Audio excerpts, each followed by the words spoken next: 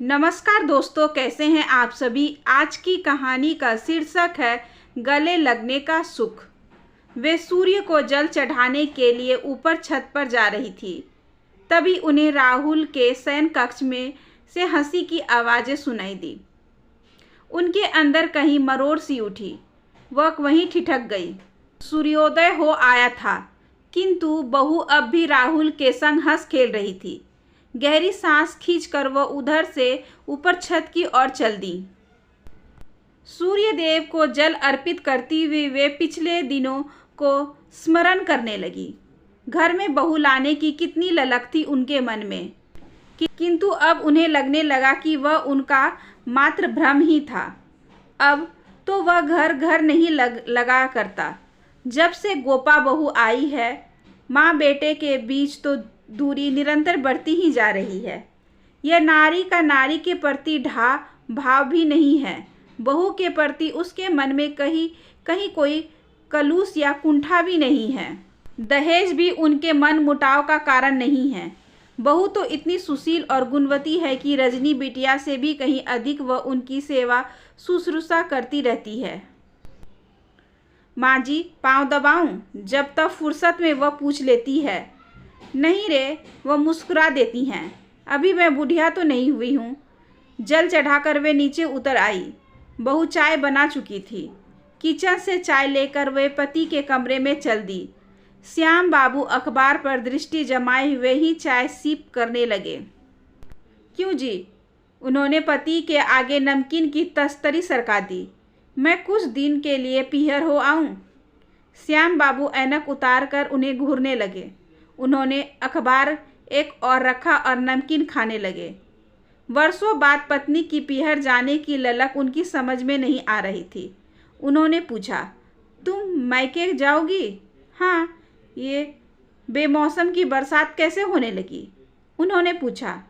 वे पति की प्यालों में चाय उड़ेलने लगी। यूं ही मन कर रहा है। तुम भी एक ही हो न? श्याम बाबू परिहास करने लगे। जल्द ही नातियों वाली भी हो जाओगी और तुम्हें इस उम्र में मायके जाने की सूझ रही है।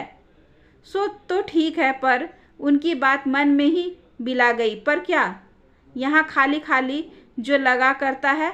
बोली, खैर तुम जानो, कहकर श्याम बापू पैरों में चप्पल फंसाकर बाहर चल दिए। गोपा और रजनी दोनों डाइनिंग टेबल पर नाश्ता लगा चुकी थी। सभी एक साथ सुबह का नाश्ता करने लगे। वे बराबर नोट करती रही कि राहुल निरंतर बहू का ही ध्यान रखता आ रहा है। पुत्र की उपेक्षा से उनका मन कसेला हो गया। शुरू से ही वे संयुक्त परिवार की अभ्यस्त रही हैं। जन्म से ही चहकते हुए परिवार में सांसें लेने की उन्हें आदत रही। पुत्र के लिए घरू बहू लाने की जिद उन्होंने इसलिए की थी। श्याम बाबू उन्हें बड़ी कठिनाई से समझा पाए थे। अरे भाई, तुम समझती तो नहीं हो, राहुल बड़ा हो आया है। अब वह अच्छा बुरा सब समझता है। क्यों कर उस पर अपने विचार थोपती हो? उसे अपने मन की ही क्यों नहीं करने देती? 9:30 तक अभी अपने अपने काम पर चल दिए। श्याम बाबू ऑफिस की जीप में बैठकर घर से ही साइट निरीक्षण पर चल दिए थे। राहुल भी गोपा को लेकर मोटरसाइकिल से अपने ऑफिस चल दिया। रजनी 8:30 बजे ही कॉलेज को निकल गई थी। उतने बड़े घर में अब वे अकेली रह गई थी। ऐसे में उन्हें वह घर काट खाने को दौड़ता। 10 बजे के लगभग घर में मेहरी आ गई। आते ही वह उनका चेहरा पढ़ने लगी। बीबी जी, आज आप कुछ उदास लग रही हैं। नहीं रे, वे सहज होने का उपक्रम करने लगी। फिर ठीक है बीबी जी। अनारो उधर से किचन की ओर चल दी।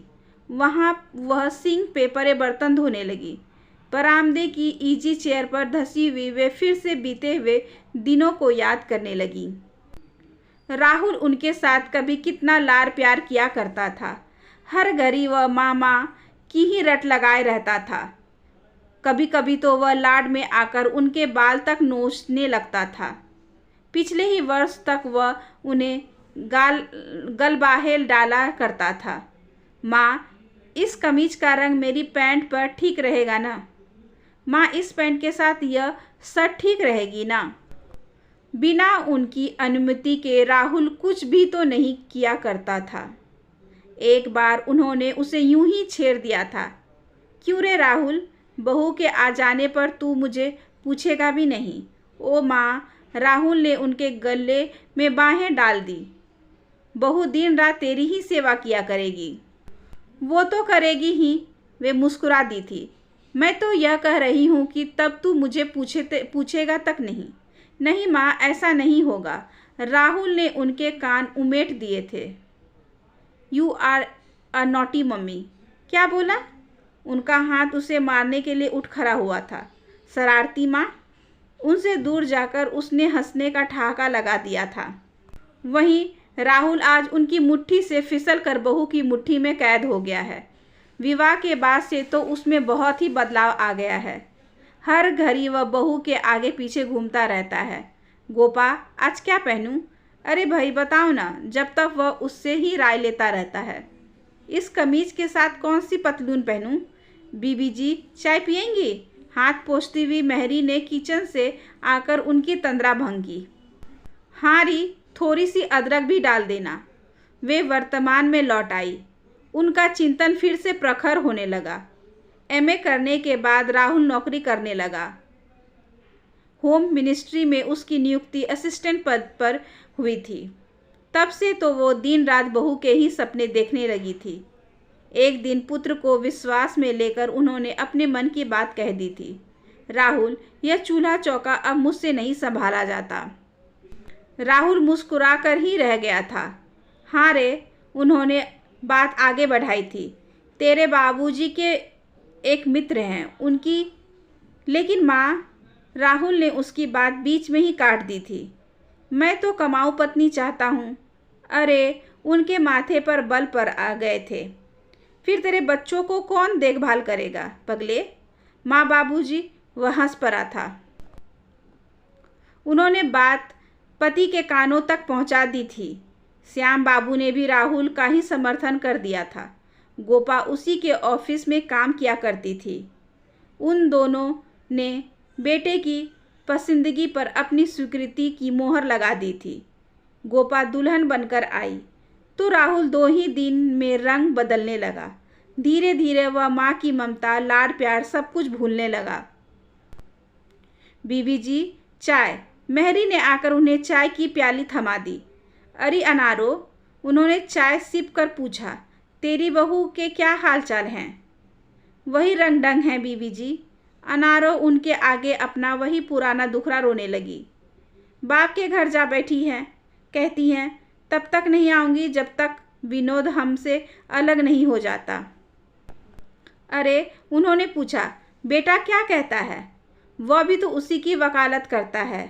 आजकल हवा ही ऐसी चल रही है बीबी जी। मेहरी ने गहरी सांस ली। जब देखो बहू के ही चोचले में डूबा रहता है। अभी नए नए हैं ना। वे मेहरी को धैर्य बांधने लगी। धीरे धीरे सब ठीक हो जाएगा, धीरज रख। देखो, अनारो जूठे कप लेकर किचन की ओर चल दी। घर का काम निपटा कर मेहरी किसी दूसरे घर में चल दी। वे फिर से अकेली हो गई। समय बिताने के लिए वह राहुल के कमरे में उसके विवाह का एल्बम उठा लाई। उनके कश्मीर प्रवास के रंगीन चित्रों को देखकर वे खुद ही शर्माने लगी। उन छिछोरे चित्रों को वो अधिक नहीं देख पाई। उन्होंने वह एल्बम अंदर रख दिया। 1 बजे के लगभग रजनी कॉलेज से आ गई। वे जैसे अकेलेपन से उबर गई। उन्होंने पूछा, आ गई बेटी? हाँ माँ। रजनी अंदर के कमरे में कपड़े बदलने लगी। चलो ठीक हुआ, वे बुदबुदा दी। 1 से 2 भले। माँ, रजनी उनके पास ही आ खड़ी हुई। भाभी से नौकरी क्यों नहीं छुड़वा देती? मेरा वश चले तब ना। वे अपना अनदेखा भविष्य बचाने लगी। तेरे जाने के बाद तो मैं कहीं की नहीं रह पाऊंगी। इस पर रजनी का चेहरा आरक्त हो आया। अंदर फ़ोन की घंटी बजने लगी। जरा जाके फ़ोन तो सुन आ, उन्होंने बेटी से कहा। रजनी ने अंदर जाकर फ़ोन का चोगा कान में सटा लिया। Hello, accident. रजनी लगभग चीख सी पड़ी। उसके हाथ से चोंगा छूट गया। किसका? वो बुरी तरह घबरा उठी। अंदर जाकर उन्होंने पूछा, किसका हुआ रे? भैया भाभी का। रजनी रुआंसी हो आई। हे भगवान! उन्होंने अपने माथे पर उल्टा हाथ मारा। रजनी ने चोंगा उठाकर आगे की पूछताछ की। हेलो, आप कहाँ से बोल रहे हैं? पंत अस्पताल से। ओ, रजनी ने फ़ोन पटक दिया। आधा घंटे बाद वे रजनी के साथ पंत अस्पताल चल दी। वहाँ इमरजेंसी वार्ड में राहुल और गोपा पास पास ही पलंगों पर थे। गोपा के हाथों पर और राहुल के सिर पर पट्टियाँ बंधी हुई थी। उस समय उन दोनों की आंख लगी हुई थी। घबराई नहीं। ड्यूटी नर्स उन्हें धैर्य बंधाने लगी। दोनों ही खतरे से बाहर हैं। चोट कहाँ कहाँ आई हैं? उन्होंने बेकली से पूछा। कोई खास नहीं, नर्स ने बताया। गोपा जी को तो मालूम सी खरोच भी भर आई हैं। राहुल जी के सिर पर 2-4 मामूली टाके आए हैं। हे ईश्वर! वे बेटे के पलंग के समीप स्टूल पर बैठ गई। कभी वे पुत्र को देखती तो कभी पुत्रवधू को। माँ, राहुल जग गया है था। क्या हो गया था मेरे लाल? वे बेटे के पांव दबाने लगी। मोटरसाइकिल। तभी नर्स ने उन्हें टोक दिया। डॉक्टर ने अभी इनसे बात करने की मनाही की है। गोपा भी जाग गई थी। वे पुत्र वधू की पलंग की ओर चल दी। भरे हुए स्वर में उन्होंने पूछा, एक्सीडेंट कैसे हो गया था बहू?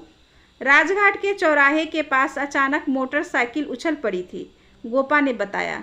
हम दोनों फुटपाथ पर आ गिरे थे। अब तुम कैसी हो? मैं तो ठीक हूँ। गोपा बिस्तर से उठकर बैठ गई। उन्हें शायद कुछ ज़्यादा चोटें आई हैं। उनकी अंतरात्मा चित्कार उठी। मन ही मन वे बेटे बहू के लिए ईश्वर से दुआएं मांगने लगी। श्याम बाबू भी आ गए थे। उन्होंने धीरे से उनके कंधे पर हाथ रख दिए। ईश्वर को धन्यवाद दो कि जान बच गई, नहीं तो। प्राथमिक चिकित्सा के उपरांत गोपा को अस्पताल से छुट्टी दे दी गई। राहुल को अभी सप्ताह भर वहीं रहना था।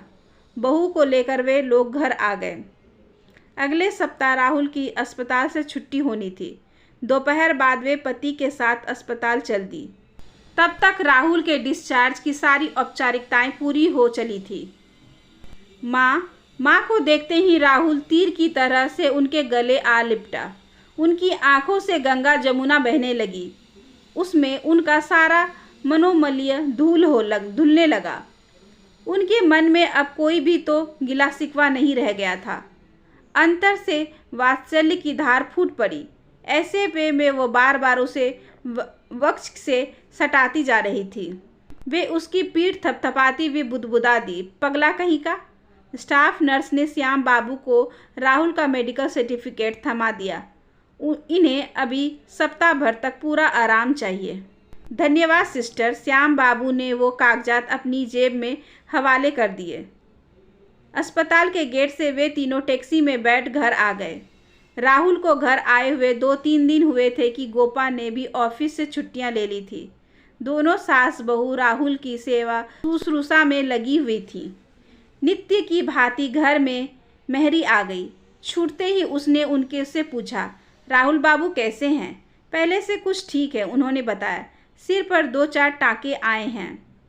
भगवान का शुक्र है। मेहरी किचन की ओर चल दी। वे भी उसी के पीछे पीछे चल दी। उन्होंने मेहरी से पूछा, तेरी बहू आई कि नहीं? नहीं बीबी जी, बर्तन धोते हुए अनारो उदास हो आई। हमारा विनोद तो हमसे पराया हो गया है। अरे, गोपा के मुंह से निकल पड़ा। हाँ बीबी जी, मेहरी ने गहरा उच्छ्वास भरा। इन दिनों तो वे दोनों आकाश में तैर रहे हैं, पर कभी न कभी तो। हारी, वे बेटे के लिए चूल्हे पर हलवा घोटने लगी। पखेरू भी तो नीचे आकर ही घोंसला बनाया करते हैं। लेकिन बीबी जी, मेहरी बर्तन पोंछने लगी, माँ का दिल कुछ और ही हुआ करता है। हाँ, सो तो है ही। उन्होंने भी उसी का समर्थन कर दिया। आजकल के छोकरे माँ की ममता को क्या जाने। काम समाप्त होने पर मेहरी किसी और के घर चल दी। वे हलवा बना चुकी थी। बहू के साथ वे बेटे को पूछ पूछ कर उसे खिलाने लगी। माँ, राहुल ने खाली प्लेट माँ को थमा दी। कही, तुम मुझसे नाराज़ तो नहीं हो ना? नहीं रे, वे पूरी तरह से भर आई। माँ भी कभी बेटे से नाराज़ हुआ करती हैं भला? मेरी अच्छी माँ। राहुल ने उनके गले में बाहें डाल दी। ऐसे में वे अभी भी भर आईं। उनकी आंखें थी कि खाली होने का नाम ही नहीं ले रही थी। जब वे खूब बरस गई तो उन्होंने बेटे के कंधे पर हाथ रख दिया।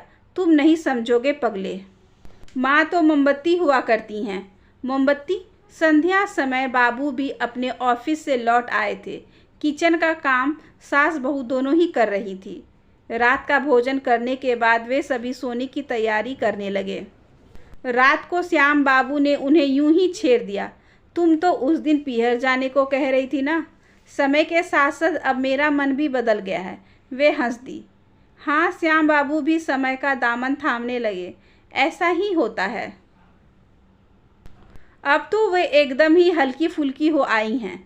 हर समय उन्हें ही यही लगता है जैसे कि राहुल ने उनके गले में बाहें डाले हुए हो।